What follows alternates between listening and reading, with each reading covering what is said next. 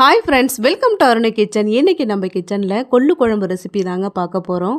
இந்த கிளைமேட்டுக்கு நிறைய பேருக்கு சளி இருமல்லாம் அதிகமாக வரும். அதுக்கு இந்த கொள்ளு பருப்பு குழம்பு வச்சு சாப்பிட்டிங்கன்னா உங்களுக்கு சீக்கிரமாகவே சரியாயிடும்.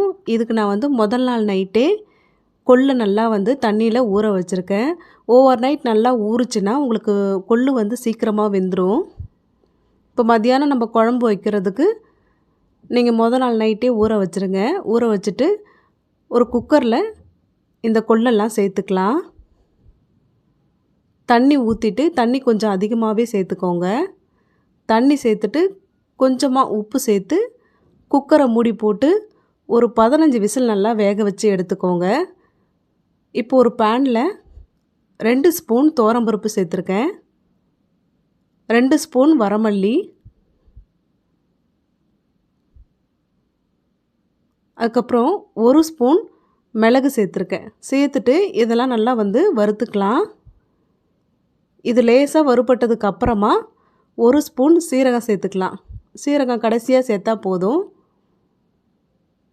சீரகம் சேர்த்துட்டு நல்லா வறுத்துறதுக்கு அப்புறமா இதை அப்படியே ஒரு பிளேட்டில் மாற்றிக்கோங்க. இது நல்லா ஆறட்டும். இப்போ அதே பேனில் 1 ஸ்பூன் எண்ணெய் சேர்த்துக்கிறேன். இதில் ஒரு 10 சின்ன வெங்காயம் எடுத்துக்கோங்க. சின்ன வெங்காயம் இருந்ததுன்னா சேர்த்துக்கோங்க, அப்படி இல்லைன்னா ஒரு பெரிய வெங்காயத்தை கட் பண்ணி சேர்த்துக்கோங்க. ஒரு 10 பல்லு பூண்டு, ஒரு தக்காளி பழத்தை கட் பண்ணி எடுத்துருக்கேன். சேர்த்துட்டு நல்லா சிம்மில் வச்சு நல்லா வதக்கிக்கோங்க. வெங்காயம் தக்காளிலாம் நல்லா வதங்கினதுக்கப்புறமா இதில் ஒரு 1/4 ஸ்பூன் மஞ்சத்தூள் சேர்த்துக்கலாம்.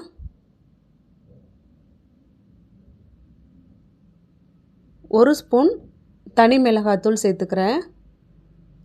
உங்கள் காரத்துக்கு தகுந்தாப்பில் சேர்த்துக்கோங்க. இதில் ஒரு சின்ன நெல்லிக்காய் அளவு புளி எடுத்திருக்கேன். அதில் இருக்கிற அந்த கோம்புலாம் எடுத்துட்டு அதில் சேர்த்துட்டு நல்லா வதக்கிக்கோங்க. புளி கொஞ்சம் நல்லா வதங்குச்சுன்னா நல்லாயிருக்கும். இது ஒரு 2 நிமிஷம் நல்லா வதங்கினதுக்கப்புறமா இதில் கொஞ்சமாக தண்ணி சேர்த்துட்டு உங்களுக்கு அரைக்கிறதுக்கு ஈஸியாக இருக்கும். புளியும் அதில் ஊறிடும். அதுக்காக தான் இதில் கொஞ்சமாக தண்ணி சேர்க்குறேன்.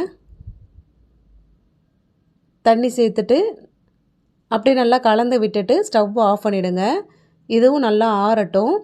நம்ம வறுத்து வச்சுருக்கிற பருப்பும் இதுவும் நல்லா ஆறுனதுக்கப்புறமா ஒரு மிக்ஸி ஜாரில் ஃபஸ்ட்டு அந்த பருப்புலாம் வறுத்தோம் இல்லையா, துவரம்பருப்பு, மல்லி, மிளகு அதெல்லாம் சேர்த்துக்கலாம். சேர்த்துட்டு நல்லா பொடி பண்ணிட்டேன். இப்போ இதில் இந்த வெங்காயம் தக்காளியெல்லாம் வதக்கணும் இல்லையா, அதை சேர்த்துட்டு நல்லா அரைச்சி எடுத்துக்கலாம். நல்லா நைஸாக அரைச்சி எடுத்துக்கிறேன். இப்போ கொள்ளு நல்லா ஒரு 15 விசில் வச்சு நல்லா வேக வச்சு எடுத்துட்டேன். இப்போ கையில் வச்சு நான் மசித்து காமிக்கிறேன். நல்லா மசிஞ்சு வரணும். அப்போ தான் இந்த கொள்ளு பருப்பு குழம்பு நல்லாயிருக்கும். நல்லா மசிஞ்சு வருது பாருங்கள். இப்போ இந்த தண்ணியை மட்டும் வடித்து தனியாக எடுத்துட்டு அந்த கொள்ளை ஒரு மேஷரோ அப்படி இல்லைன்னா மத்தோ ஏதோ ஒன்று வச்சுட்டு நல்லா மசித்து எடுத்துக்கோங்க. பாதி மசித்தா போதும், ஒன்றும் பாதியமாக சொல்லுவோம் இல்லையா, அந்த அளவுக்கு மசித்தா போதும். நீங்கள் பருப்பு கடையிற சட்டி இருந்ததுன்னா அதில் போட்டு கூட மத்து வச்சு லேசாக கடைஞ்சி எடுத்துக்கலாம். நான் அப்படியே லேசாக கரண்டியாலே மசிச்சுட்டு இந்த அளவுக்கு இருக்கணும். இதை அப்படியே எடுத்து வச்சுட்டு இப்போ ஒரு சட்டியில் கடலை எண்ணெய் சேர்த்துக்கிறேன். ஒரு 2 ஸ்பூன் கடலை எண்ணெய் சேர்த்துட்டு கடுகு, ஒரு 1/4 ஸ்பூன் வெந்தயம் சேர்த்துட்டு ஒரு பெரிய வெங்காயத்தை பொடியாக கட் பண்ணி எடுத்துருக்கேன், அதையும் சேர்த்துருங்க. வெங்காயம் சேர்த்ததுக்கப்புறமா ஒரு 5 பல்லு பூண்டு தட்டி எடுத்துருக்கேன், அதையும் இது கூட சேர்த்துக்கலாம். நல்லா இது மாதிரி தட்டிட்டு சேர்த்தோம்னா நல்லா வாசனையாக இருக்கும் குழம்பு. கொஞ்சம் பெருங்காயத்தூள் சேர்த்துக்கோங்க. ஒரு கொத்து கருவேப்பிலை சேர்த்துட்டு நல்லா வதக்கிக்கலாம். வெங்காயம் கொஞ்சம் வதங்கட்டும். வதங்கினதுக்கப்புறமா அரைச்சி வச்சுருக்கிற இந்த வெங்காயம் தக்காளி பருப்பெல்லாம் அரைச்சோல்ல, அதை சேர்த்துக்கலாம். மிக்ஸி ஜாரை கழுவிட்டு அந்த தண்ணியை கொஞ்சம் சேர்த்துக்கிறேன். இப்போ வேக வச்ச கொள்ளையும் இதில் சேர்த்துடலாம்.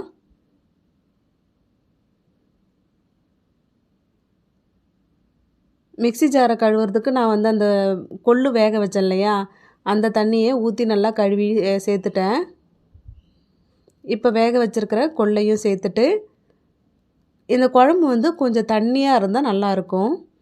அதனால் உங்களுக்கு எவ்வளோ தேவையோ அந்த அளவுக்கு தண்ணி சேர்த்துக்கோங்க. தேவையான அளவு உப்பு சேர்த்துட்டு நல்லா கலந்து விட்டுட்டு ஒரு 5 நிமிஷம் கொதிச்சா போதும். சூப்பராக உங்களுக்கு கொள்ளு குழம்பு ரெடி ஆகிடும். இப்போ இது ஒரு மூடி போட்டு ஒரு 5 நிமிஷம் நல்லா கொதிக்க விடுங்க. இது வந்து கொஞ்சம் தண்ணியாக இருந்துச்சுன்னா நம்ம சாதத்துலேயோ இல்லை இட்லி தோசையோ சாப்பிட்றப்போ ரொம்பவே சூப்பராக இருக்கும். சூடாக சாதத்தில் இதை போட்டு நல்லா சளி இருமல் அது மாதிரிலாம் இருந்துச்சுன்னா இந்த சூடாக இந்த குழம்ப நல்லா சாதத்தில் போட்டு சாப்பிட்டிங்கன்னா உங்களுக்கு சீக்கிரமாகவே சளி இருமல்லாம் சரியாயிடும். இந்த கிளைமேட்டுக்கு நல்லா சூப்பராக இருக்கும் இந்த குழம்பு. கண்டிப்பாக வந்து ட்ரை பண்ணி பாருங்கள். இப்போ நல்லா குழம்பு நல்லா கொதிச்சு வந்துருச்சு. இப்போ ஸ்டவ்வை ஆஃப் பண்ணிவிட்டு கொத்தமல்லி தழை தூவிட்டு அப்படியே சாதத்தில் போட்டு பசி சாப்பிட்டா சூப்பராக இருக்கும். கண்டிப்பாக வந்து ட்ரை பண்ணி பாருங்கள். இந்த கொள்ளு குழம்பு ரெசிபி உங்களுக்கு பிடிச்சிருந்ததுன்னா லைக் பண்ணுங்கள், ஷேர் பண்ணுங்கள். மறக்காமல் அருணை கிச்சனுக்கு சப்ஸ்கிரைப் பண்ணுங்கள். Thank you friends.